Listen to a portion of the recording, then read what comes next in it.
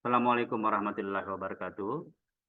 Kali ini kami akan menyampaikan hasil penelitian kami berjudul pengembangan teknik produksi bersih untuk minimalisasi komponen sisa dan limbah aktivitas perikanan di PPS Kutaraja Aceh. Ya, ini merupakan skemanya itu penelitian tesis magister.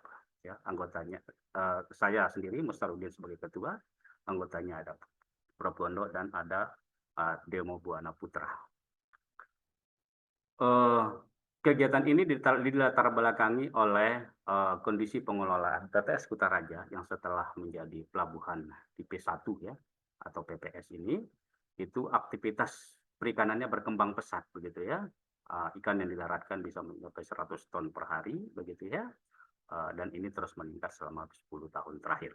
Di samping itu juga PPS Kutaraja ini merupakan tempat berkumpulnya pelaku bisnis perikanan gitu ya, baik yang asal Aceh sendiri maupun yang dari luar ya. Mereka itu berkumpul di PPS ya, di Kutaraja begitu ya, dan bertukar pikiran begitu ya, sehingga aktivitas perikanannya berkembang pesat di sana. Nah, namun kondisi ini menimbulkan dampak yang kurang bagus ya, meningkatnya aktivitas tersebut menimbulkan dampak yang kurang bagus bagi lingkungan karena komponen sisa dan limbah yang dihasilkan dari aktivitas perikanan tersebut semakin tidak terkendali.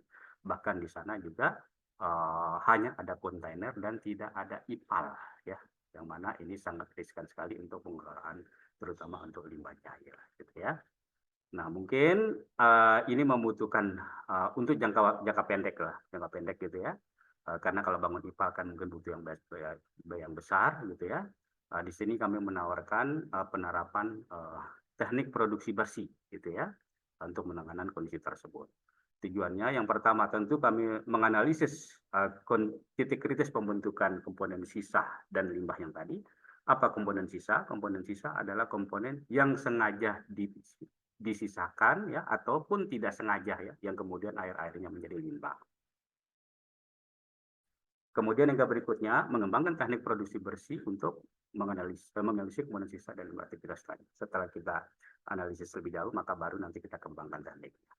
Kebaruannya di sini terletak pada kita nanti mendesain ya teknik produksi bersih begitu ya, yang itu nanti bisa diterapkan pada berbagai aktivitas yang ada, aktivitas apa namanya, terapan praktis ya bagi berbagai aktivitas perikanan yang ada di pelabuhan sehingga masalah komponen sisa dan limbah tersebut dapat teratasi.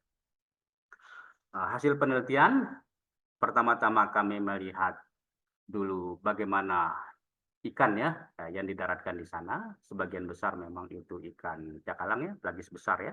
Kemudian juga ada pelagis kecil, ikan layang ya. Kemudian kalau kita lihat apa namanya itu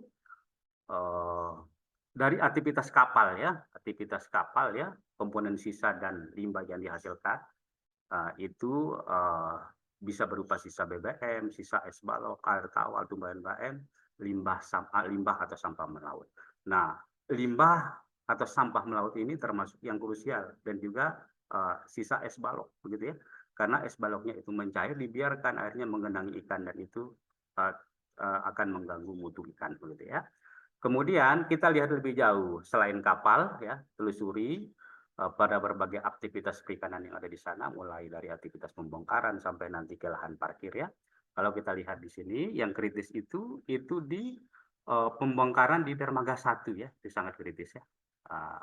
Karena di situ apa namanya aktivitasnya padat sekali begitu ya. Kemudian di dermaga 2 ini belum ya, karena baru dibangun. Kemudian untuk TPI semuanya itu sudah masuk kategori kritis dan sangat kritis ya. Jadi aktivitasnya itu apa namanya tentang keberadaan komponen sisa dan limbahnya itu sudah tidak nyaman gitu ya. Kemudian di kios perbekalan juga banyak menghasilkan itu dan warung ya, warung makan ya atau tempat-tempat jajanan itu juga ya sampahnya atau limbahnya berserakan. Nah kemudian kita coba lihat analisis lebih jauh apakah komponen sisa dan limbah tersebut sudah berpengaruh nyata terhadap aktivitas perikanan. Kami lakukan analisis, ternyata di sini untuk yang limbah cair, ya komponen sisa dan limbah padat dalam bentuk organik, ya itu sudah berpengaruh sudah mengganggu ya aktivitas perikanan secara umum begitu ya. Bahkan untuk limbah cairnya itu sudah nyata-nyata mengganggu yang ditandai oleh nilai SIC-nya berada di bawah 0,05 ya. Jadi di sana itu sudah tidak nyaman sekali ya. Tentunya terhadap kondisi ini kami perlu melakukan apa namanya itu pemecahannya ya. Seperti apa pemecahannya begitu ya. Nah, kalau kita lihat di sini, saya kira nanti akan kami sampaikan nanti di apa namanya, di inovasi ya, detailnya ya, teknik produksi besi yang bisa ditawarkan. Nah, luarannya ini kami di jurnal nasional ya, jurnal Al-Baqarah, ini status sekarang sudah accepted ya, jadi sudah masuk di tahap review ya. Kemudian posternya juga ini kita sudah punya ya, sudah apa namanya terdaftar ya. Nah, kemudian uh, teknik produksi bersih yang kami tawarkan ya terhadap kondisi yang tadi, begitu secara umum kami bagi dua. Yang pertama teknik produksi bersih dalam penanganan ikannya sendiri, dan yang kedua teknik penanganan aktivitasnya ya, bahkan juga penanganan komponen sisa dan limbahnya. Jadi aktivitas mendukungnya. Nah untuk penanganan ikannya ya, kalau kita lihat di sini gitu ya, apa namanya dari analisis yang kita lakukan, melihat kondisi kritisnya, melihat tingkat pengaruhnya, ternyata di sini ya untuk penyemanan ikan memang harus penyimpanan ikan di kapal ya harus ditangani dengan baik begitu ya. Yang kami tawarkan kepada di sini adalah refine ya, yaitu menggunakan teknologi mesin pendingin yang berpressure ya. Jadi di sini tadi bisa menghindari apa namanya ya genangan es balok ya yang sudah mencair tadi ya yang bisa merugikan ikan itu bisa teratasi dengan ini.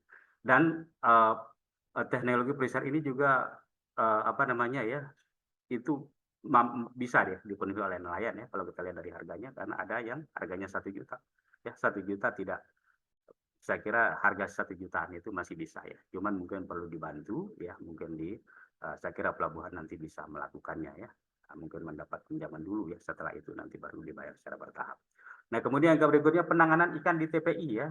Nah, kalau kita lihat tadi itu kritis ketiga-tiganya TPI ini tadi itu ya. Nah, tentu di sini kita harus perlu mengurangi ya pembilasan dengan menyediakan wadah atau tempat yang higienis. Jadi kebiasaannya di sana itu setiap kali ikan itu digeletakkan di apa namanya ya di lantai gitu. Setiap dia dipindahkan bersihin, dipindahkan ke berikutnya bersihin. Dan ini itu perlu dihindari ya, perlu dikurangi dengan cara kita menyediakan wadah tadi. Kemudian yang berikutnya terkait dengan penanganan aktivitasnya, misalnya penanganan komponen sisa dan limbah ya, melaut ya ini juga ada rekomendasinya. Kemudian pengelolaan dermaga bongkar yang tadi ya, banyak ikan-ikan yang terjatuh ya. Ini diharapkan menerapkan teknik mengumpulkan ikan yang terjatuh dan mengelolanya menjadi ikan asin. Jadi tidak menjadi limbah komponen sisa karena dibiarkan menjadi limbah begitu ya. Itu harus ditangani. Kalau tidak layak misalnya dijual di kondisi segar bisa diolah menjadi bentuk lain. Nah kemudian yang berikutnya juga ya di tempat penanganan ikan di TPI ini ya pembersihan tempat penanganan ikan juga ya itu juga apa namanya bekas ikannya itu harus dikumpulkan ya segera dikumpulkan dan itu nanti bisa dimanfaatkan ya, mirip dengan yang di atas. Assalamualaikum warahmatullahi wabarakatuh.